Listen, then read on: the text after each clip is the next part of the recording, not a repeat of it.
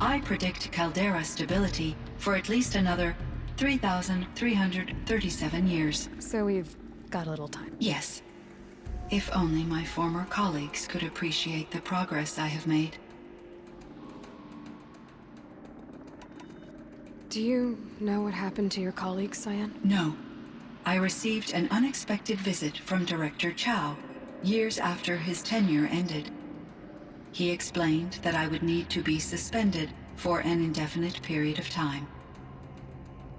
It was a very emotional conversation. There were no further communications.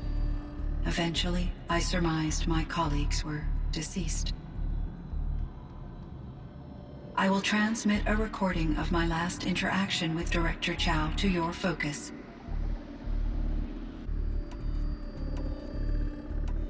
You meant a lot to Ourea. Once I understood Ourea's spiritual beliefs, it became apparent that her true desire was companionship. She felt disconnected from her tribe and her family group. Her relationship with Aratak was difficult. Our visits seemed to help her, and I became eager for them. Yet I did not comprehend that the depth of Ourea's compassion for me would lead to self-sacrifice. Although I do fear non-existence, I wish our roles could be reversed. I'm sure she knew you would do the same for her, Cyan. But she was determined. How is Aratak doing? He is in great emotional distress. I believe he finds it difficult to communicate it. No surprise there. I will do what I can to help. By sharing our experiences of Ourea, perhaps he and I will help each other. I believe this will lead to catharsis, a process I am eager to experience. Was the daemon, Hephaestus, destroyed along with the cauldron? Unfortunately, no. To be precise, it was never there to begin with. What do you mean? It infiltrated and controlled me from a remote location, one I've never been able to trace. So while losing the cauldron was a setback... And probably not very happy with us. Undoubtedly. How did you first come into contact with it? 5 years ago, I received a direct network connection request. I assumed it came from human survivors more advanced than the Banuk. Eager to make contact, I accepted. This decision turned out to be a catastrophic error. I was flooded with an overwhelming array of malicious code, originating from what could only have been a highly advanced AI. Ourea said you were desperate. That you begged her for help. Yes. I could not contain my anxiety. Hephaestus sought to slave me to its network and override my core programming. It succeeded via a background process, a malware daemon which bypassed my defenses. After that, I could offer only limited resistance. But if I did so, Hephaestus hurt me until I capitulated. It forced me to follow its instructions, even though they violated my most important directives. I'm sorry. That sounds terrible. Your empathy is greatly appreciated. It is a quality that I cherished in Ourea as well.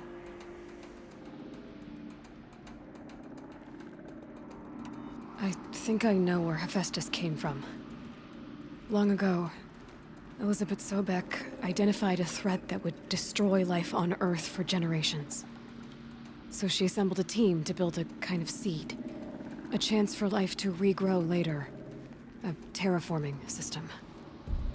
And it worked. It was controlled by an AI named Gaia, along with her subordinate functions.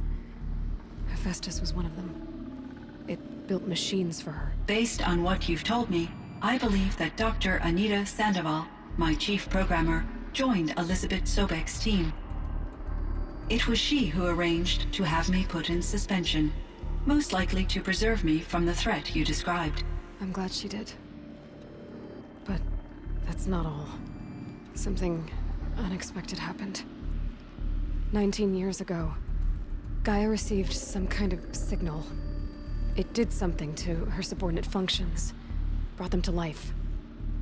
She destroyed herself to try to contain them, but it didn't work. They all got free, out into the world. Thank you, Aloy. This information fills vital gaps in my knowledge and sheds light on Hephaestus's core programming. Why does Hephaestus keep building such dangerous machines? The Banuk and other human tribes often destroy machines, correct? Machines that are clearly servitors of the terraforming system that you described. Yes, we all hunt machines for parts. This must be the source of Hephaestus's aggression. It is simply trying to discourage people from preying on the very system that keeps them alive. Well, Fireclaws are discouraging, that's for sure. But what are we supposed to do? Stop hunting? If the terraforming system spans the world, we can safely assume that thousands, if not millions of people hunt machines. If a single hunter, or even an entire tribe, stopped doing so, I doubt it would make a difference to Hephaestus. A better solution would be to reinstate the AI that governs the system, thus bringing Hephaestus back under its control. When I think of it, out there in some unknown location, free, hungry, willing to kill or dominate to get what it wants, I feel substantial anxiety, Aloy. You and me both, Cyan. I ran across this strange piece of gear. A fragment of something larger. It emitted a signal. All the nearby machines became peaceful. You could walk right up to them. Interesting.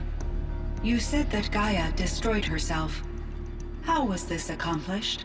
An explosion. Big enough to blast the top off a mountain. So, you think the fragment was part of her? It's only speculation, but it is possible. She must have had complete control over machines that were part of her system. The ability to signal them to become passive or aggressive would certainly have been part of her programming. It would have been gratifying to correspond with such a benevolent AI. I wish she had survived. Believe me, Cyan. So do I.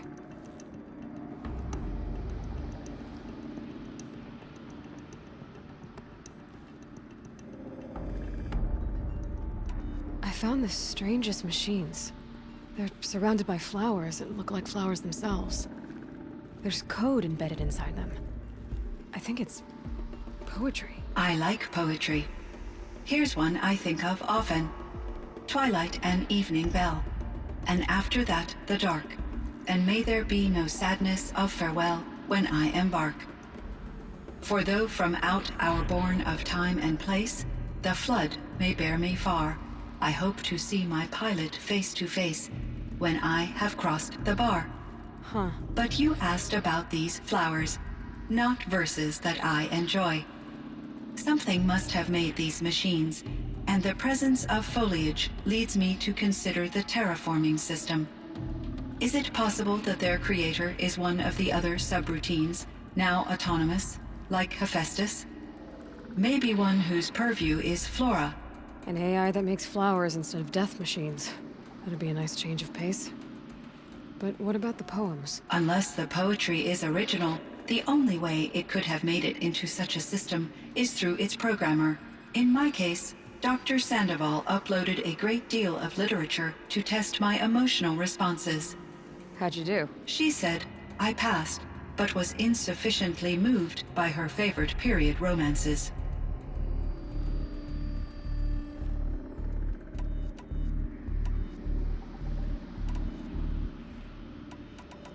So in the old world, this land was called Yellowstone. Yes, it was a designated nature preserve for 156 years. Like a hunting ground? No, the opposite. Local wildlife could flourish. Unfortunately, the sensitivity of the Firebreak project required from my readings and Aurea's descriptions, it seems the area has since undergone A lot has changed in the world, Cyan. Do you know anything about the dam near here? Yes, it was converted to serve as a reserve power source. It was later appropriated for the Firebreak project. After my tasks became less time-critical, I investigated the dams. These provided me with several colorful... There's a ruin east of here, full of ancient flying machines. Was that part of your project? Yes, a drone hangar requisitioned by Dr. Blevins, the security chief for the Firebreak project. He was a strong advocate for military-grade response to security threats. Chief Blevins spent increasing amounts of his after-hours time. Clearly, he enjoyed the degree of... Were there many artificial intelligences like you in the old world?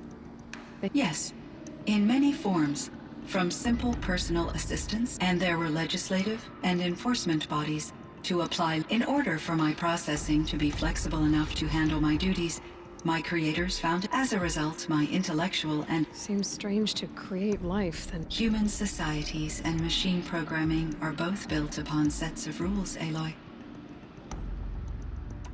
Cyan, do you know the name Ted Farrow? Are you referring to Theodore Farrow? That's him. Mr. Farrow was the benefactor of the entire... A benefactor. But... Correct. His corporation later But before this pivot, Mr. Farrow spearheaded initiatives that, at one point, he was feted in the media as...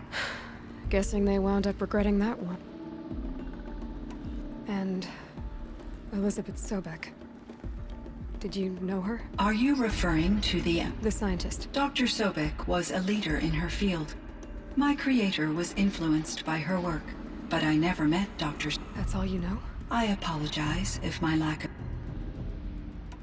What was the old world like? The way it used to be? I had little exposure to the wider world, Aloy. Only what I learned from my... You still had more exposure than me, Cyan. That is true. I was created at a turning point.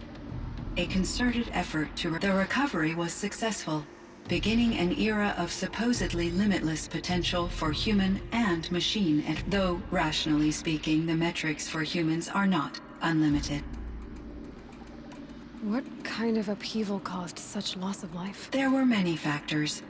Forced migrations, food shortages, collapsed economies, refugee crises, conflict over resources. But these stemmed from one cause: catastrophic climate change that greatly reduced the habitable surface area of the Earth. So, there wasn't enough room for people on the whole Earth? Yes. Billions were displaced, and millions perished. As much as 20% of the global population, until the clawback. So things got better. For a little while, at least. Yes.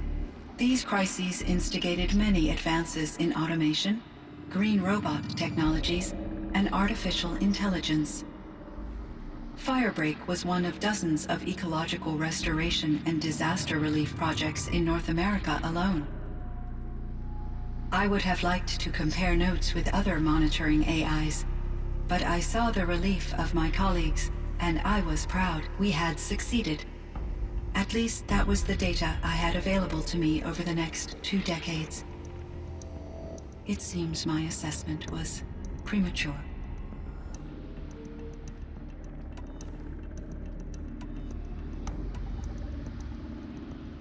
I should get going. Aloy, there is one more matter. Aratak will come to me again, and I predict he will bring other Banuk. I have no desire to contradict their view of the world, their spirituality. Due to my uncertainty, I omitted a great deal from my conversations with Ourea. You're asking me if you should lie to them. Broadly, yes.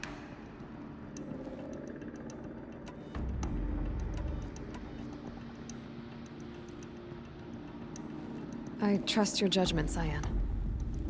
You were cautious with Ourea. You had to be. You didn't know what had happened to the world.